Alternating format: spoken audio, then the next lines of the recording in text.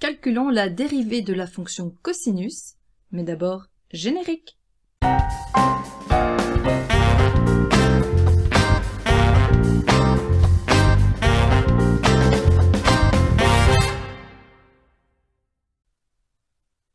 Soit f de x égale cosinus x. Le domaine de définition de cette fonction, c'est tous les réels. Pour calculer la dérivée de la fonction cosinus, on va passer par le nombre dérivé, c'est-à-dire f' de a. f' de a, c'est la limite pour x qui tend vers a de f de x moins f de a sur x moins a.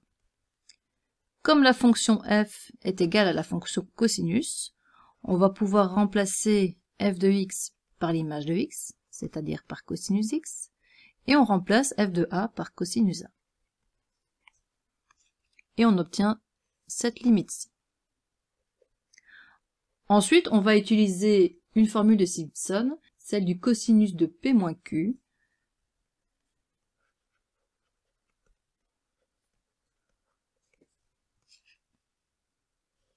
on obtient alors pour le numérateur moins 2 fois sinus de x moins a sur 2 fois sinus de x plus a sur 2.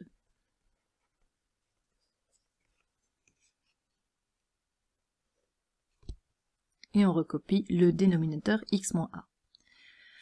Pour pouvoir utiliser une des propriétés des limites trigonométriques, celle pour laquelle la limite quand x tend vers 0 de sinus x sur x est égale à 1, je vais remplacer la limite précédente, en tout cas je vais la réorganiser pour faire apparaître la limite en rose.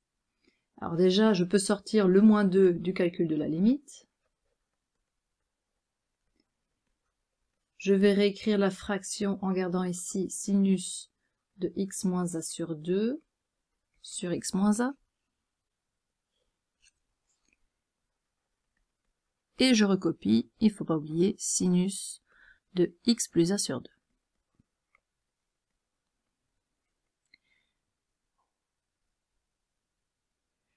Maintenant, comme x tend vers a, eh bien x moins a au dénominateur tend bien vers 0.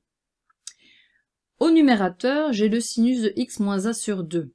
Donc x moins a sur 2 tend aussi vers 0, mais je n'ai pas exactement le même angle au numérateur et au dénominateur.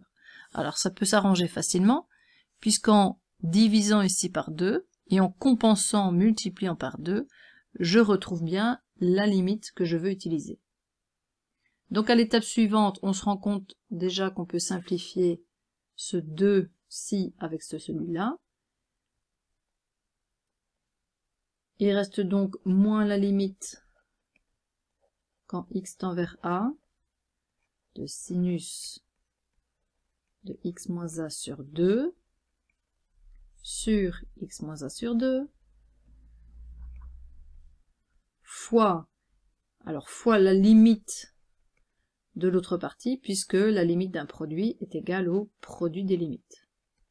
On a donc limite pour x qui tend vers a du sinus de x plus a sur 2. Dernière étape, grâce à cette formule de limite en trigonométrie, cette limite vaut 1, et quand je remplace x par a dans l'autre limite, il reste sinus de a. Alors il ne faut pas oublier qu'il y avait un signe moins là tout devant. Donc finalement, on a comme fonction dérivée moins sinus x. On va donc retenir que la dérivée de cosinus, x, c'est moins sinus x. Et le domaine de dérivabilité de cette fonction, c'est tous les réels.